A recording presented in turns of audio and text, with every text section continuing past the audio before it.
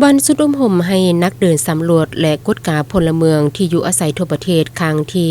5เมืองไซจำพรได้ไขเกินจังเป็นทางการในตอนเช้าของวันที่20ตุลา2025อยู่ที่ห้องประชุมบุทรงโดยปิ่นเกียรติเข้าร่วมกล่าวเปิดพิธีของทานสำลานไซเพชรสุวรรณกรรมการพรรคเมืองหัวหน้าห้องการเงินเมืองมีบรรดาท่านนักสมรกรมาจากกรมกองห้องการออมคางเมืองและครูฝึกคันเมืองเข้าร่วมอย่างพร้อมเพรียง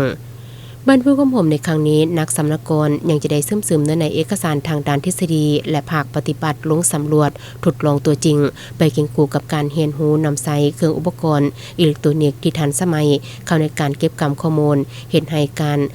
ลงเดินสำรวจและกฎกาพลเมืองที่อยู่อาศัยครั้งที่5ทั่วประเทศอยู่เมืองไซจำพรได้เคลื่อนไปจะตั้งปฏิบัติสำเร็จไปตามเป้าหมายที่วางไว้หาประกันได้ทางปริมาณและคุณภาพการพูดของผมในเทื่อนี้มีนักสำนักกรเข้าร่วมรวมทั้งหมด20ท่านหญิง1ท่านและจะได้ดำเนินไปเป็นเวลา10วันแต่วันที่30 ตุลา2025จึงจะสำเร็จ